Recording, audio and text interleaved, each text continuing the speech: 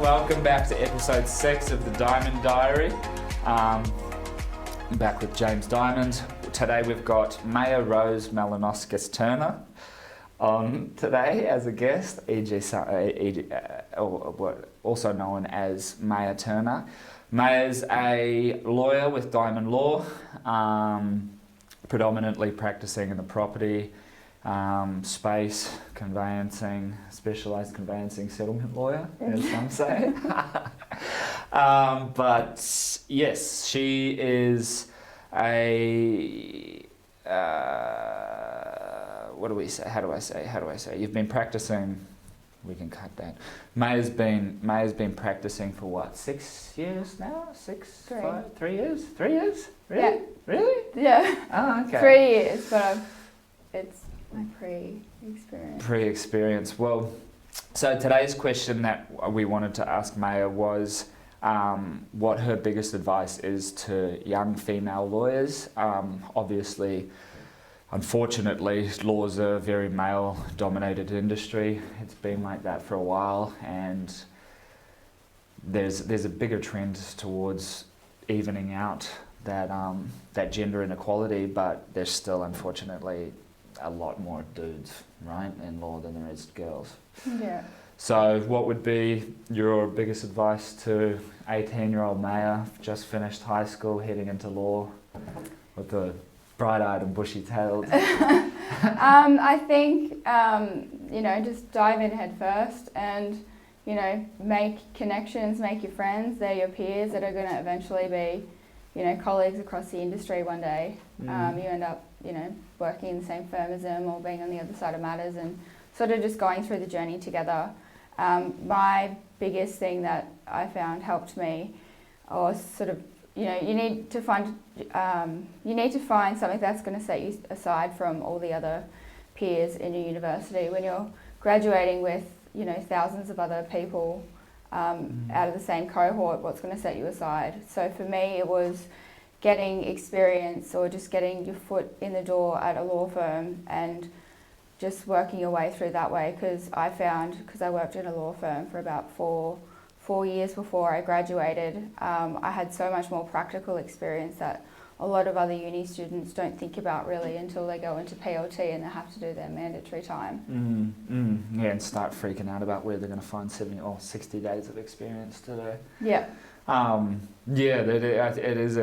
It's a big advantage, right? Of if you can get into a law firm before you graduate, it sets you apart from what was there, like 15,000 graduates or something last year in law. Well, how would you propose going about that, right? So you're second semester at uni, and you're looking around for a legal job. Where would you go, and what would you do?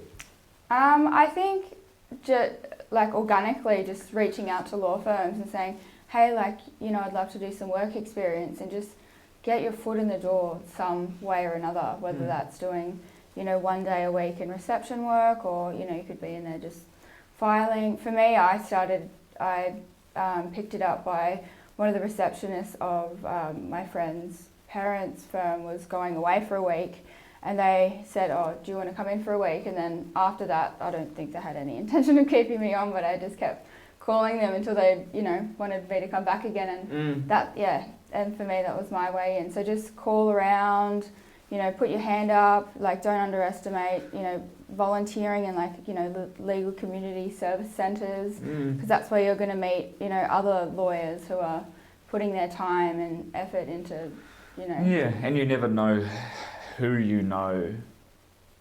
You never know the people that who you know. Yeah. Right? Like you might go play tennis with someone's mum that knows somebody else that owns a law firm, kind of thing, and I think being intentional and being active with what you want, right? You telling everybody that's what you want, being vocal about oh look, I'm looking for work in a law firm right now because I'm trying to get into law. I'm studying law, and I kind of want to figure out what I want to what kind of lawyer I want to be before I graduate. Yeah. Just kind of showing that initiative, and I think a lot of people react positively to that, right? Like if you're just like, oh, this, even, you know, being like, I don't know anything, so I'm trying to learn something. I think a lot of people, then that turns people into, people love to help, right? Yeah. So yeah, that's, and what about, what's your stance on like Facebook groups and networking groups and things like that? It's only really been as of late that I've really started to see the value of networking. I you know, practice what you preach. I really wasn't one of the people that sort of made a lot of effort in the networking and connecting with people while I was at uni. And that's what I would probably say to my 18-year-old self is make those connections and put yourself into those groups. And, you know, a big thing is just pushing yourself outside of your comfort zone, which a lot of uni and, you know, work is. Yeah. Well, I think like I agree, and the first half of uni I was so against it, but looking back at it now, the best time to put yourself out there is when you don't know anything. You know, like now we've been practicing and stuff, and then having to put ourselves out there now. If we mess up and like embarrass ourselves, it's so much more because people like expect us to, like if we're at a networking thing and say your fear is like, oh, if somebody asks you a random question, as a uni student, nobody expects you to be like, yes, or Section 127 of the Corps Act is what you should have your execution blocks in accordance with. Yeah. If people ask us that now, you know, and we don't know the answer, people are like, oh, they don't know. But in uni, like nobody expects you. People like, literally, if you like, if you just like, if you can be around, then there's less expectations and stuff, right? Yeah, and I think, you know, that's the benefit of getting into a firm early is that you're like, hey, I know absolutely nothing, but I want to. Show me, like, how can I learn more? Yeah, exactly. Yeah.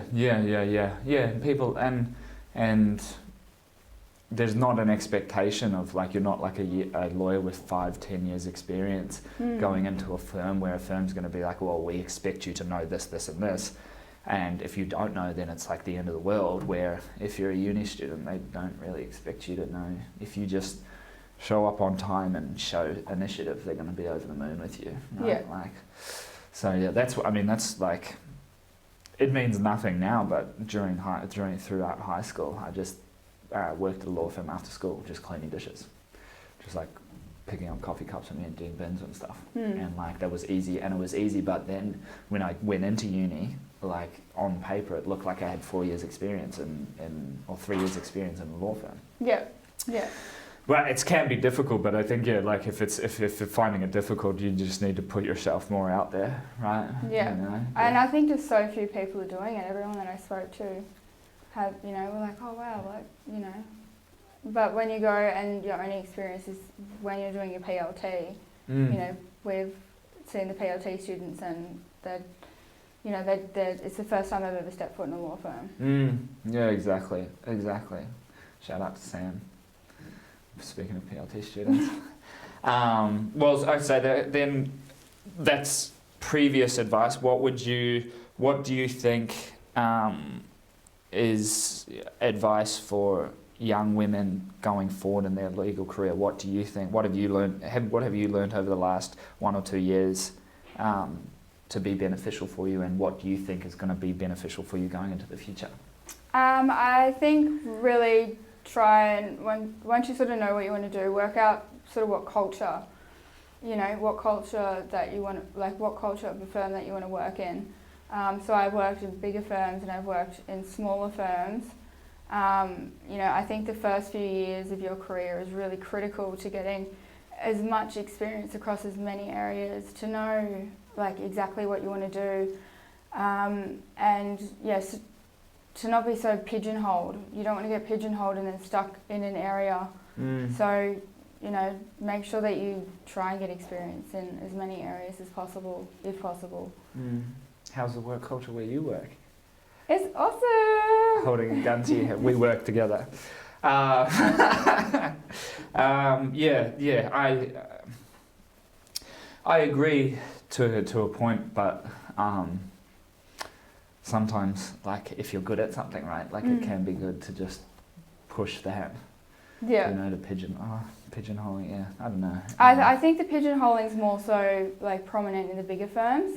When I went to the big firm, it was, you know, you're really honed in on that area, and that was probably one of the main reasons that I left, was because I was like, if, you know, I can stay here for another 5 years, but I'm only going to really know one thing, and they're quite reluctant to move you around, because once you know it, you're like, that's your area. Yeah, and like, I mean, it makes sense from their point of view, because if they pigeonhole you, like I mean, there's that constant discussion of being a generalist or a specialist and what is better, right? I think being a general, broad lawyer that does a lot of things, I think you become a better lawyer, so to speak. But if you're specialised, you become better at that area of law, right? Where I think a specialist will probably beat out a generalist 9 times out of the week, 9 times out of 10, sorry. But it just totally depends on how you are as a person, right? And I think millennials especially don't do well with just doing one thing all of the time. Right? And I think like in those first few years, it's having like a sort of like a basic understanding of everything. So, you know, if you go into those big firms and you're just doing that one area, then that's all you, like, you know, you don't have like a general understanding of how other things work. So, I mean, like, you can go into the specialist field and hone in on that area, but those first few years are really critical. I found anyway. Yeah, definitely. All right. Well, thank you so much for your time today. You're an hour late to work, so we'll write that up. Thank you so much. And if anybody has any questions, feel free to reach out to Maya. If you're young girls or males, whatever, law students, Maya's always happy to reach out and have chats and, you know, help the younger generation, which is terrible to say because I feel like we're young, but we're getting older, right? So thank you so much. That's all right. Thank you for having me.